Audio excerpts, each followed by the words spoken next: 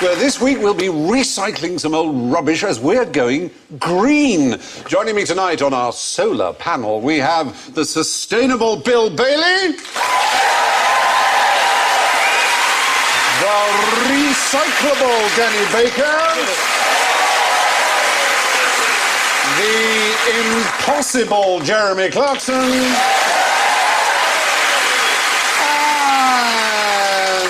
vegetable Alan Davis.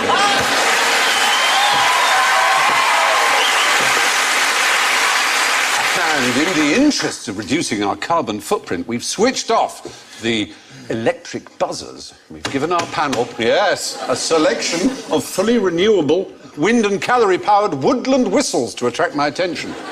Bill goes...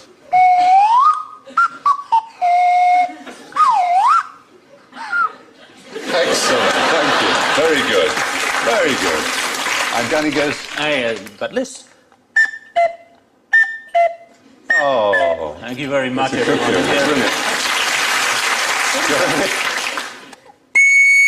Oh, that's pretty good. Oh, that's all right. Abandoned ship. You'll get a constable in no time. Yeah. And Alan goes... Of course. So stand by to offset your emissions as we venture into question one. Yes. Nice, easy starter. What colour was Frankenstein? Yes. Green. Oh! Frankenstein was a baron in a novel who was a scientist who made a monster. Yes, I know. Right. And the monster's name? The monster's name? The monster's actual name in the book. He does have a name. Go on, tell us. Adam. Adam, of course he's called Adam, because he's like the first man he's made.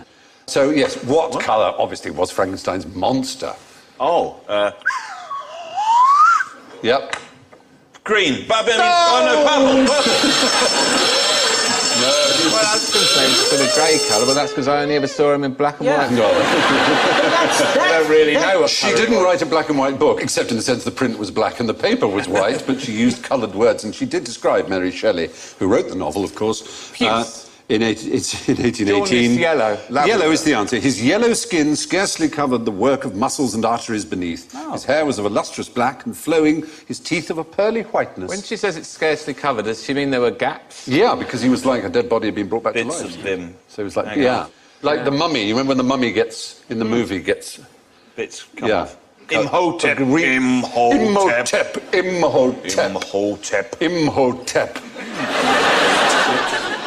So, yeah, yellow skin, apparently.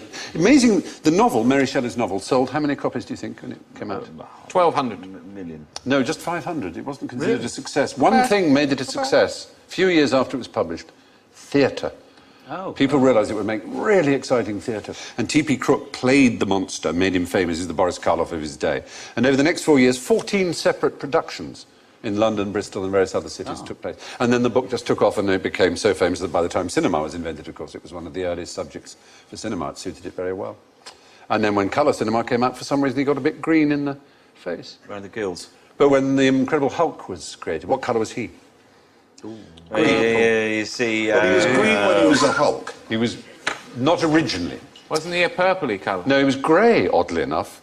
Stan Lee created it, and his monster wasn't green when he first appeared in '62. He was grey because he wanted him not to suggest any ethnicity, but green doesn't suggest ethnicity. Anyway. Is it Japanese or Korean or something, the director of the movies? What's his name? Oh, the Hulk movie? Yeah. Ang Lee. Lee. He did all the movements. Did you know that?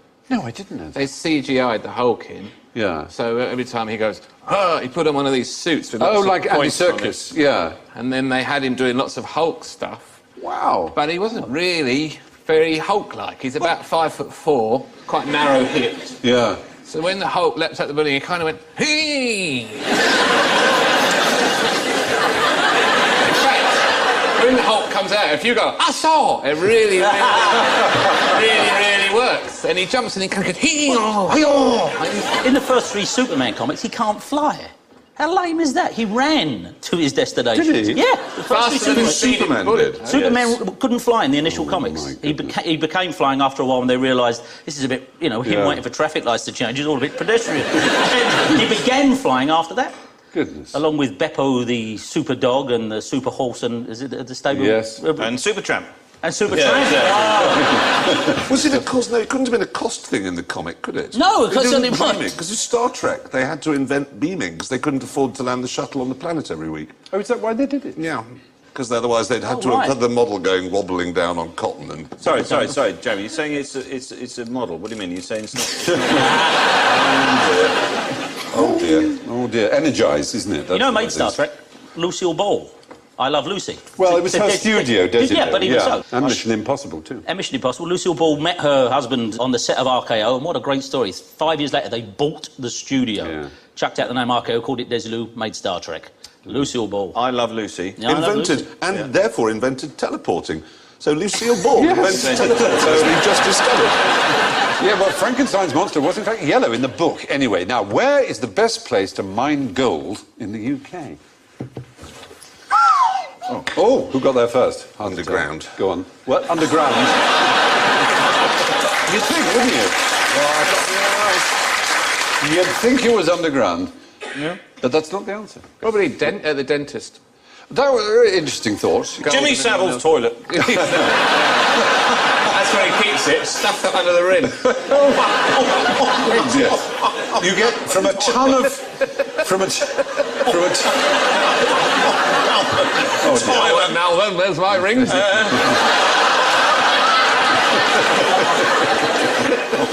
All his furniture's got drawers in it. Now, where do they put that thing? Where do they put that?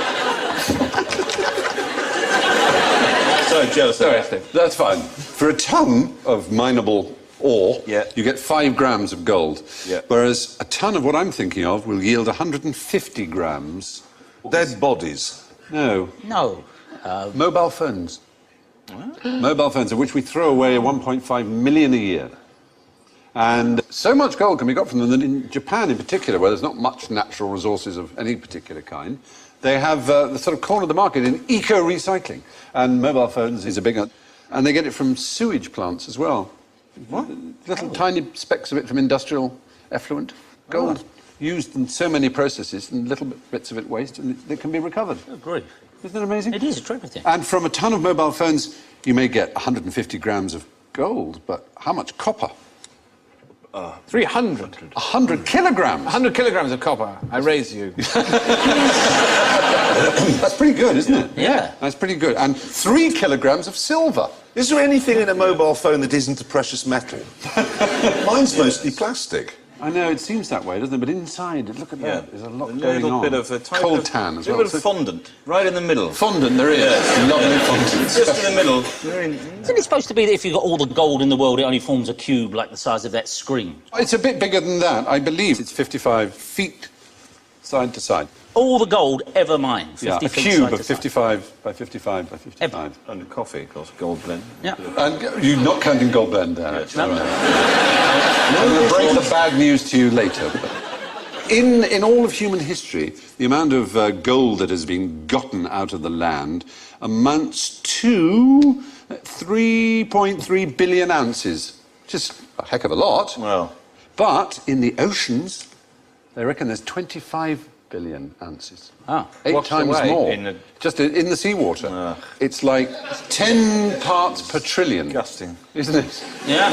Sounds like something a Bond villain should be getting onto. Yeah, wasn't it? I am stealing the oceans, Mr. Bond. All of them, and there's nothing you can do about it. I have the biggest sieve in the world. Of the 1.5 million phones that are thrown away each year in the UK, most of them go to China, to a place called Guiyu, the largest electronic waste site on Earth. There are an estimated 150,000 e-waste workers. Wow. There they are, or some of them, earning an average of $1.50 a day. Yeah. Which is like, what, $10.50 a week? If they work 7 days a week. And more than 80% of local children suffer from lead poisoning.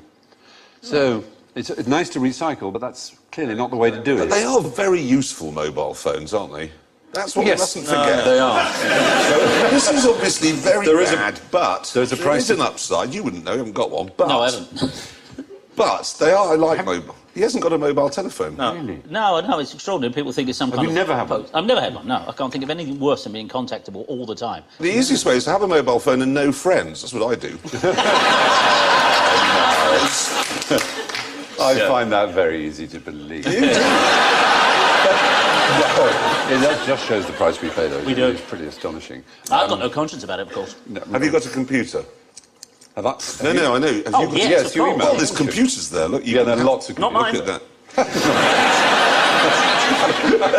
No, mine. But now, cars, of course, is something you know a bit about. Catalytic converters, as you know, all new cars have to have them. What do they give the atmosphere?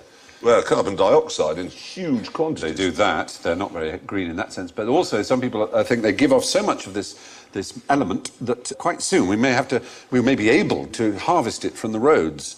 It's dust that comes out in the exhaust fumes because of catalytic. Platinum is the right answer. Yeah. UK roads are now 100 times richer in platinum than they were before the catalytic converters. And if it continues to rise like this, people think it will be worth harvesting the platinum. And do you know how they would do that? It's really weird. With a Hoover? No, they use Mice. Oh, well, it is biological. Yes. Not mice, but much smaller. Small Insect. Incy-wincy, even smaller. Bacteria. Bacteria is the right answer, yeah. E. coli. Bacteria is the answer. E. coli. is Yeah. it? It's a rodent. No, it's not the dangerous E. coli. It's perfectly reasonable. Yep, it refines the dust. This particular lady I'm about to tell you about was in the same business, there she is, as her mother and her grandfather before her. Now, what you have to do is stop me, all right, when you know what it is that they sold in their business. I'm going to give you some clues, all right? We all want more of it. Okay? Some of us keep it better than others. It's invisible. Yeah.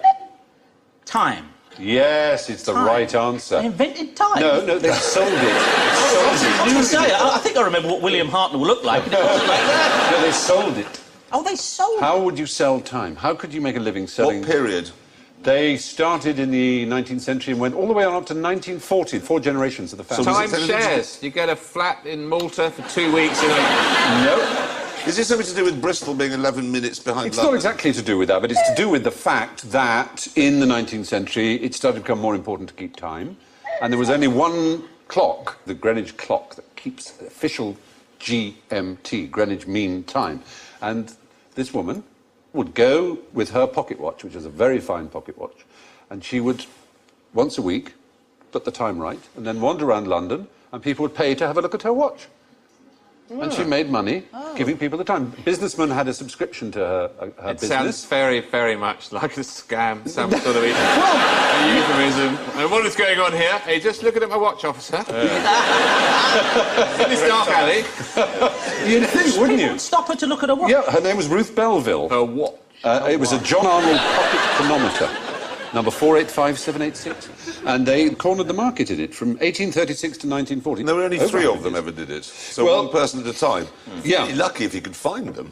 Well, that's the thing. I mean, people could buy an annual subscription, and I guess they would go around and visit them in the same way that a sandwich company goes around to a Like to an a firm alarm and clock? or they go around with the clock and say it's now exactly this, and the firm would settle their watches by it. When did they why did they decide on an hour? What was that? What was the Why an hour? Why not just, half an hour and make that an hour? Because 24 is divisible in so many different ways. That's It's why very factorisable. It's divisible by 2 and 3 and 4 and Yeah, but 6 and so 8. 10. Exactly. You could add 10. You could No, do 10 is only divisible by 1, 2, 5 in itself. Only, Yeah. only one. That's why 24. If you go into another dimension, you could have anything you want. But unfortunately, we weren't in another dimension. Oh, I'm sorry. Forgive me, but why was it important to divide 24 by 8?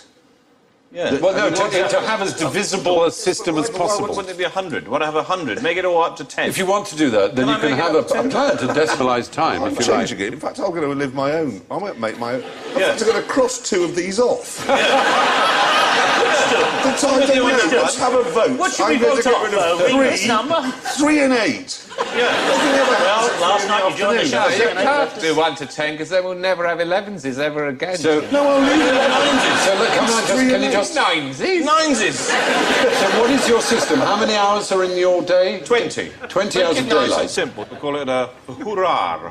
Okay, a whore. A hoor.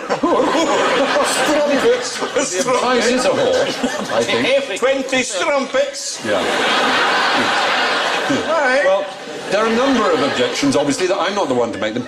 It originally was 12 hours because the Babylonians were the first really Yeah, well, to what do come they to know? it. Well, they... right. But they had a base 12 counting system. Yes. The French did try decimal time after their revolution. Did they? Yeah. Didn't they? Ah, Yeah. do you see? Yeah, it didn't work. Why did it not I don't work? know. It maybe just didn't work because the rest of the world just cocked a snooker them and didn't like the Is idea. it not like Betamax and VHS? They all went with 24, but Maybe. the French should have gone with 20, and nobody... Well, the French... When has the French ever worried about what the rest of the world thought? Oh, absolutely.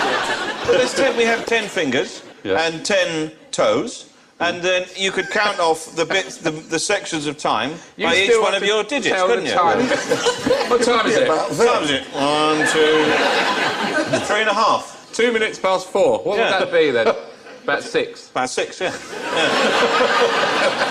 Well, good luck. That could be an interesting line in merchandisable metric clocks. Yes. Yeah. It's the Bill Bailey QI metric clock. Metric clock. Yeah. Yeah, that's fine, that'll do me. Anyway, we've just done an hour on that topic. Yeah, My new system. I think you'll find it's an hour and a bit. that can only mean one thing. Time to move on. Yes. The Belvilles gave people a good time by selling them a look at their watch, and the Belvilles never went to this place, but what time is it at the South Pole? Still on time. It's no time at all, isn't that It's right? every time. It's every time. Oh. It's no time. Oh, It's the Penguin Public Enemy Tribute Band.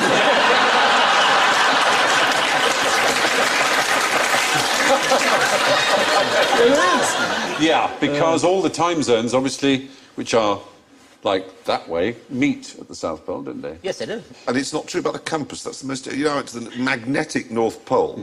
Well, you don't know, nobody knows quite where it is, but I wanted the compass to do that thing where it can't find south or anywhere, and it doesn't. Oh, how boring. Oh. Yeah. It is boring, that. Is there a red and white striped barber pole sticking out? No, there's nothing, nor a shaft of light. There's No? nothing. No, but I haven't been to the South Pole, so maybe it works South Pole's there. a lot chillier, of course, but it's always noon or always midnight, really. Yeah. And why do you have to have north, south, east, west? Oh, hello. Hello. Oh, he's drunk with power.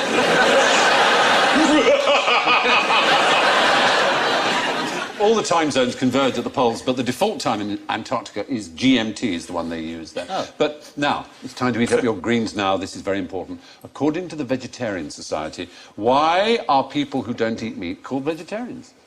So we can identify them as fools and madmen. I don't know. What does the word come from? Well, presumably it's they- the word vegetable. What they do. That's not why they're called vegetarians. What? When people who only eat vegetables? Yeah, that's not why they're called it. Yeah. Is it a star sign? Well, no, Sagittarius. Say that again. Sagittarius. Thank you. Very good. That's my favourite star. Is it? Very good. Are they named after dinosaurs? No, they're No. not. Herbivores. Something Aryan is a Herbivores. kind of an enthusiast or a practicer of veggie. I know why. Well, you'd think that was to do... Yeah. It's because if you said you had a herbivore coming round for dinner, the children would be frightened. So they've called themselves vegetarians to make themselves seem normal and not pallid. I know what you mean, but the surprising point, perhaps to most people, is that the original word from which vegetarian comes, in the opinion of the Vegetarian Society, is not the word vegetable. That's the point. It's Because nothing, vegetable is... it's nothing to do with vegetable. No, Right. we're talking about the root word, are we? The fruit word, oddly enough. Yeah. It's really bizarre, I grant you. It is the word vegetus, which is nothing to do with vegetation, oddly enough. It's a Latin word meaning whole, sound, fresh or lively. Of course, I don't call them vegetable. I have a totally different system of naming. Oh,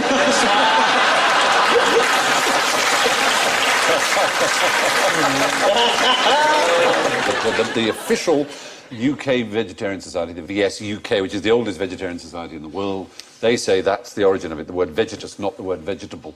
So name some famous vegetarians for me. Well, Hitler. Oh, dear. there you go. Everyone thinks he was, but he wasn't. He is in my mind. Oh, right. Napoleon. Not Derby. I don't think so. My tortoise died the other day, and I honestly considered having its leg on some toast. Really? And I just thought, I don't know how it tastes like. Do you know, you obviously don't think like that. No. I know. It's the same, isn't it? We had a tortoise once, and it had a very, very bad arthritis in its leg, and they said we can actually operate and replace it with a wheel. They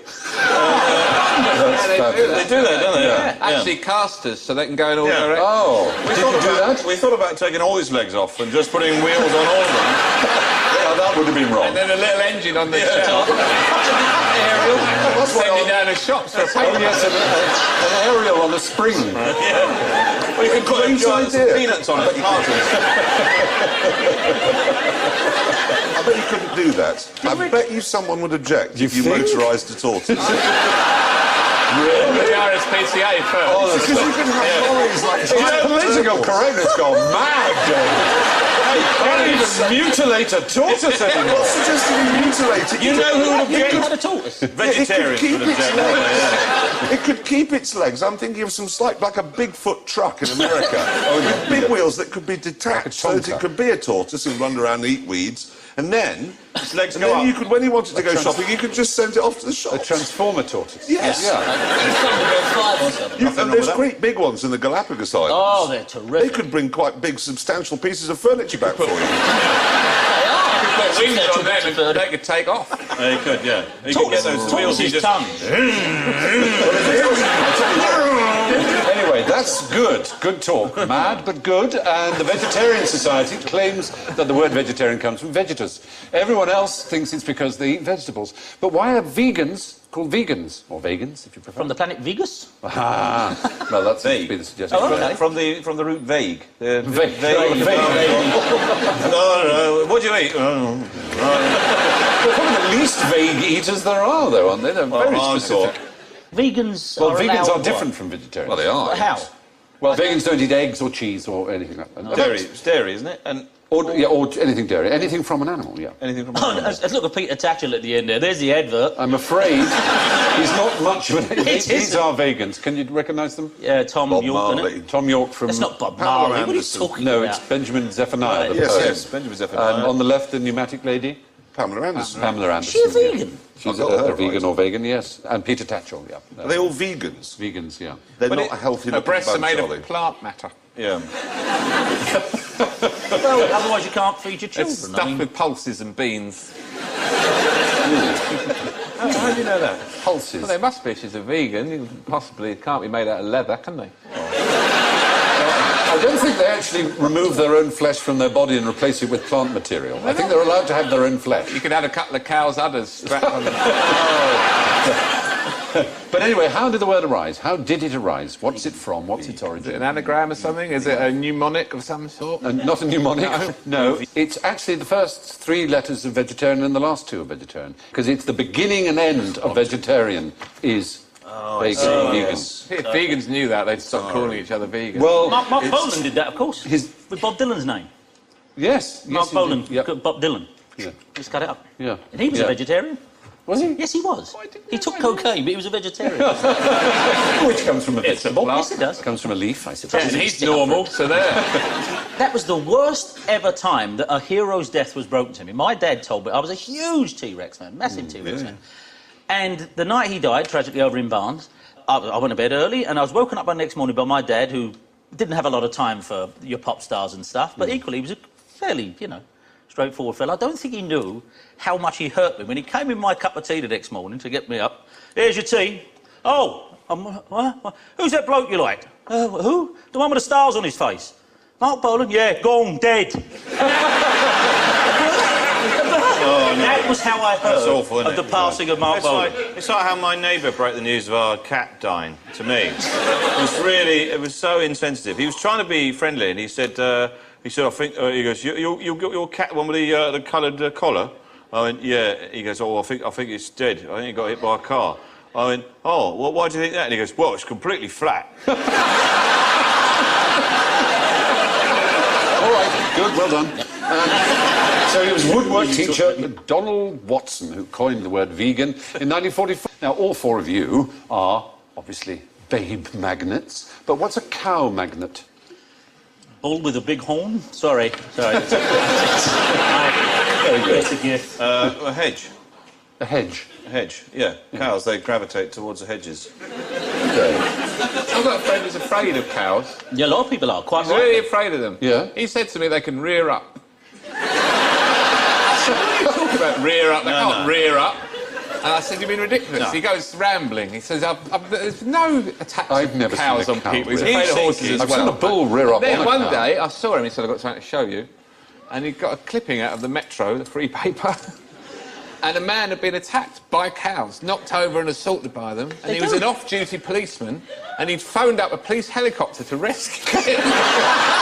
And they sent it straight out and landed in the field, scared them all off. And he was lying there, he had broken bones and ribs, he was in terrible pain. They gang up on you, there's no doubt about that. It's happened to me in a field, funnily enough, in Norfolk. Were you being herded by cows? They tried to mount my Land Rover. Hunted? They tried to... I've got a black Land Rover, and there was about 50 or 60 around, and they were all over the car. I thought the top was going to come, and it was terrifying. You're thinking of lions. No, I'm thinking of cows. I'm thinking of cows, Bill. And these cows surrounded the car, and I tried everything. And when I say I tried everything, sounding the hooter, I put on show tunes and opened the sunroof.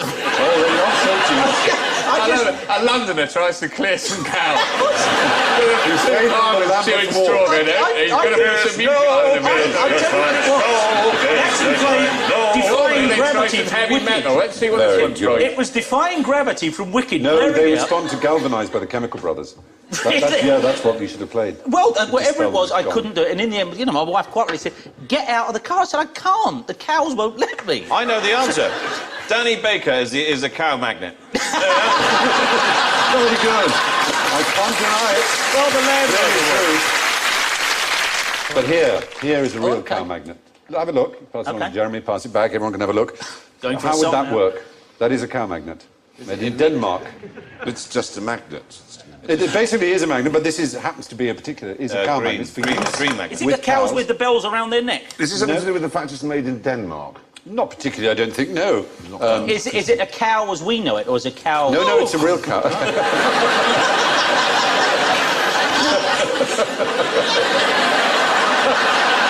Bill, That was weird. we'll have to call you Buffalo Bill. Bovine Buffalo Bill. No, this goes inside the cow. That goes in the cow? Yeah, not the way you're thinking. Not the way you're thinking, no.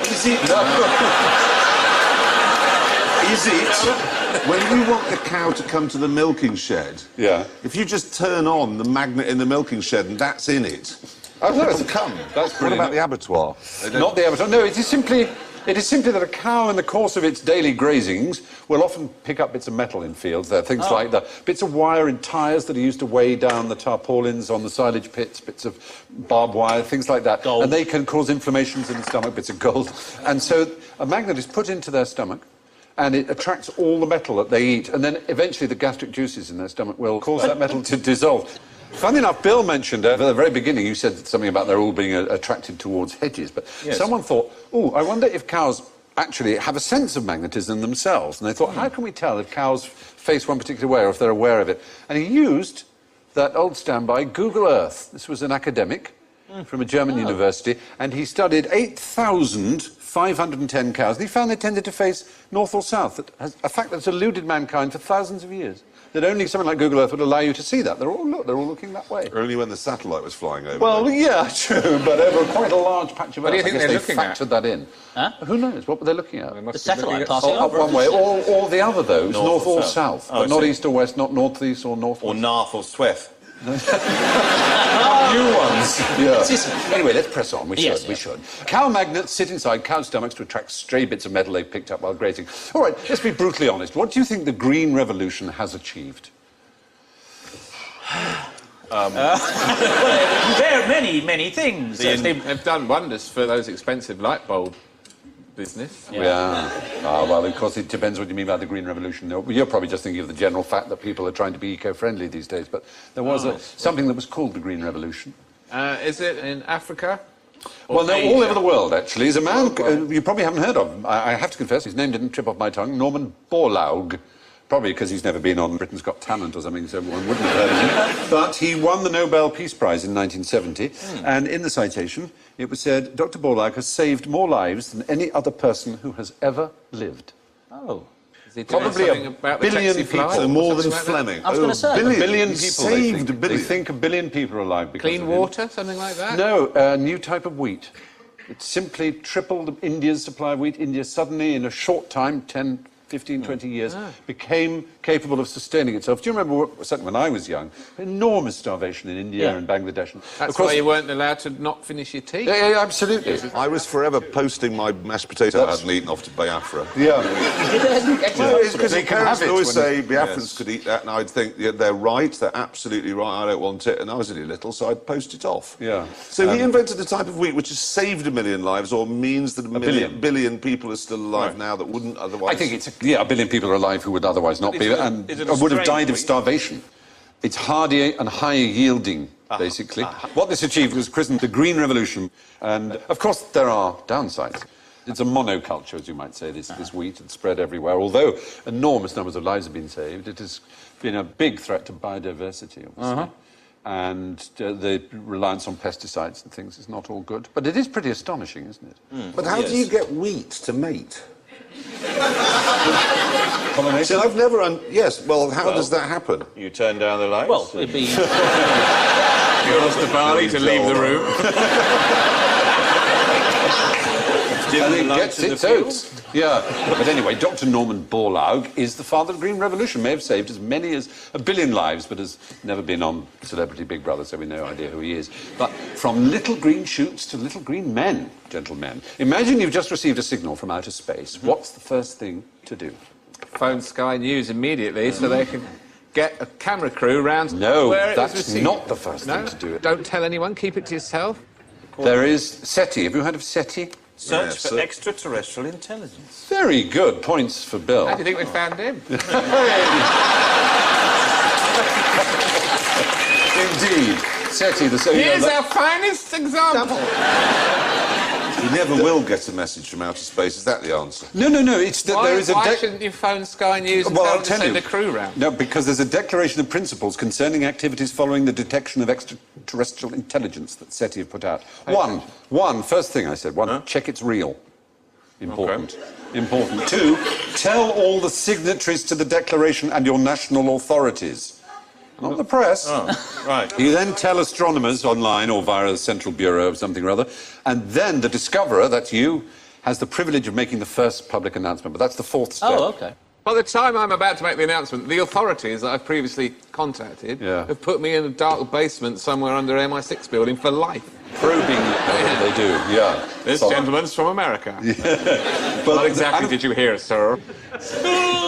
There are reply protocols as well. That's to say, if you get the message, how do you reply? No one should reply before checking with everyone else Hey. first, is the first one.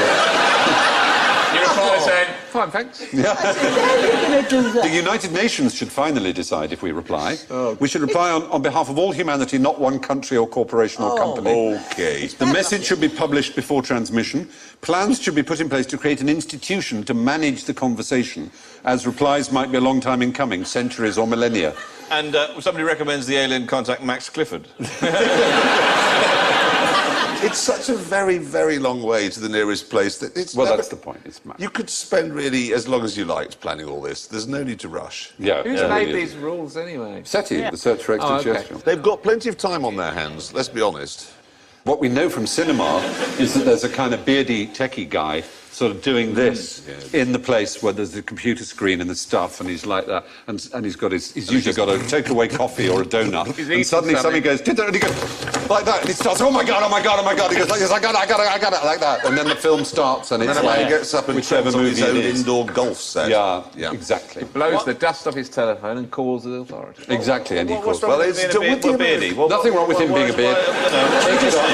Take it up with Hollywood casting. Would It's the lovely that he's Americans beardy. call the Bangladeshis if they heard it there? Because that says If Alan hears it when he's going shopping one day, he's got to call SETI in New Mexico. But I bet No, it says check it's real, tell the signatories to the declaration. Let's just assume for a moment Bangladesh is one of the... I bet you any money the Americans wouldn't call up the Bangladeshis to say we've just heard from outer space. They wouldn't. No, they'd deal with it all by themselves. You know. Why was Lord Hardwicke's Marriage Act so good for the Scottish tourist industry? Something to do with kilts? Gretna Green? Something to do with Gretna Green. Japanese Green is our Green. word. Gretna Green, yes. Yeah. What's Gretna Green? Where's Gretna Green? It's just inside... Where you elope to get married. It's where people elope to. It's just over the border. Yeah. But the point is, up until 1753, in Britain, you didn't need your parents' permission to get married. There were only 3 conditions that had to be satisfied to get married. You couldn't already be married, obviously.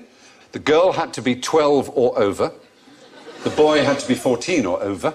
They mustn't be brother and sister. And that was it. You didn't even have to have witnesses. Oh. You just get married. But after 1753, because of inheritance and various legal wrangles and things that happened because it was so hard to prove people were married, the Hardwicke Act came in. But it didn't apply in Scotland. So young couples would elope, and the nearest place on the main road to Edinburgh, on the border, was Gretna Green. And in Gretna Green, as in England before this, you didn't have to be a priest, you didn't have to be a mayor or anything like that. And these blacksmiths, they were called anvil marriages, anvil weddings, these blacksmiths would perform it, thousands of them. But 5,000 weddings a year are performed in Gretna Green still, so still people think it romantic or whatever to go to. Knock up a couple of rings while they're doing it. It's not... Yeah. So, continuing our green theme now... Why are you wasting electricity? I'm sorry? Why do you have 2 screens on? Yeah. Why don't you turn actually. that one off? And then Bill could come and sit next to me on my knee, which is what I've been hoping to happen all night long. You on for that? Go on. Come on, Bill. I've got to come around here then. What is it with you now? Yeah, go on, move it up there. There we go. I'm still far away from him. Yeah. That's what always happens when you go to a restaurant and you want to sit next to someone, they end up at the other end of the table. You can gaze at him across. Yeah. I love you. Pass it on. I love food. Pass it on. Okay. You do kung fu, pass it on. So 3 and 4pence for going to a dance. Yeah. Very good. Excellent. Excellent work. Well, this is rather good. You're right, we're saving power. Yeah, that whole screen now is Exactly. dark. Very, very pleased. Good thought. And we could dim the and people lights say as well. that you're an enemy of environmentalism. Jeremy. They don't understand. No idea. We could take this further. You people at home, turn off your set. All right. OK, let's have a musical clue for this next question. Bridge on the River Kwai. Yes, Colonel Bogey's March. Why, the question is, why did Colonel Bogey go 1 over par in 1925? Well, a bogey is 1 over par. Well, that's in golf. The extraordinary thing was, in Britain, when you played golf, the way you set your par was you imagined a perfect player that you were playing against who got an exactly perfect score without sort of dropping any shots. And he was called Mr. Bogey. So that meant par, not 1 over par, it meant par, bizarrely. And in the United Services Golf Club, they thought we can't have a Mr. Bogey that you play against, so they called him Colonel Bogey. So you imagined you were playing against Colonel Bogey, so you say, well, Colonel Bogey gets 4 on this particular hole, and I got 5, so you're 1 over. But if you got 4 as well, that was bogey, it was par. But America, which had newer courses, because they'd only taken to the game more lately, they used the word par. And when they played on British ones, they found ours were easier, as it were. So that if they made a British one, it was 1 over was bogey. It's kind of complicated. Yeah. I literally have no idea what you're No, don't worry about it. I know it sounds complicated. In America, they played it on large courses, 18 holes. Over here, you had to get it past the windmill. You had to get it... But essentially, bogey meant par until we joined in with the Americans in 1925, and then we agreed to use bogey to mean 1 over. That's all. All of which brings us rolling off the green and into the bunker of general ignorance. So, have you got your instruments still? All of you on my left. You're on a tropical beach, OK? You've got a screwdriver in one hand, rusty nail in the other, and a cloud of huge male mosquitoes descends on you. What are they after? Yes, Bill. Your drinks, I was going to say. Sugar. Sugar? They're not after anything. Only females bite you. Yeah, that is true. That is a fact. That is correct. So they're not after your blood, is right. They're after the They're sugar after in the... No. Orange juice. Orange juice. In the screwdriver. Yes. Points! Yeah. Orange juices. The males sip juice, they don't use blood at all. No, right. The blood is only for the female when they're in egg. It helps their eggs develop. Yeah, female mosquitoes actually are attracted by moisture, lactic acid, carbon dioxide, body heat and movement. But the cocktails, what's a Manhattan? Red Bull and eggnog. Oh, dear. I want that. No, it's a whiskey, vermouth and bitters.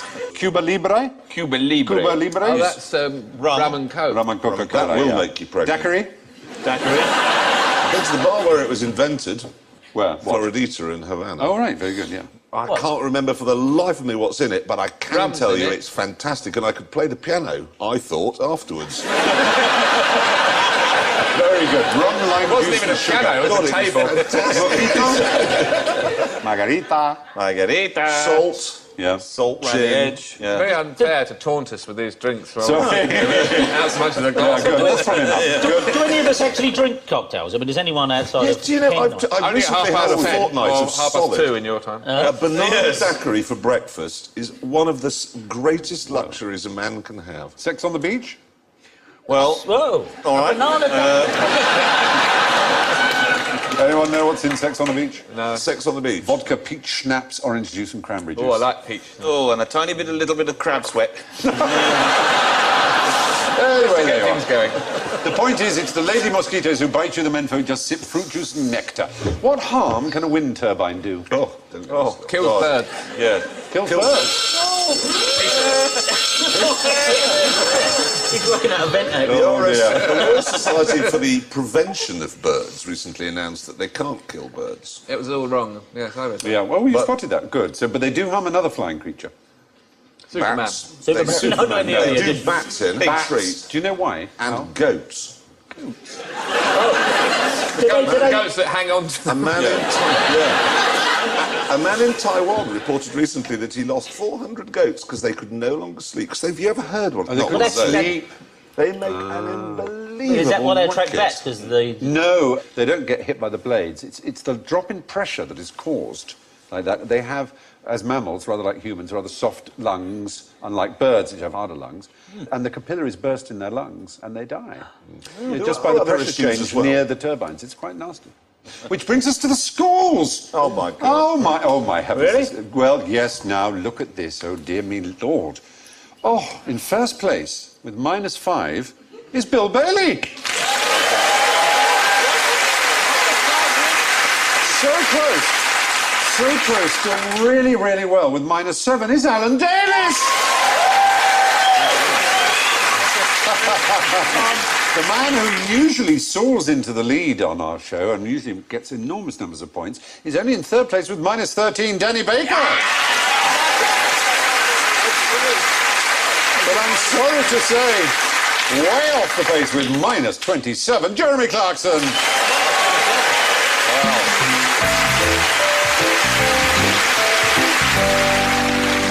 That's all from this edition of EcoQI, a special one-screen edition for your pleasure and entertainment. So it's good night from Danny, Jeremy, Bill, Alan and me. I leave you with this thought from an American comedian called A. Whitney Brown. I'm not a vegetarian because I love animals, he said. I'm a vegetarian because I hate plants. Good night.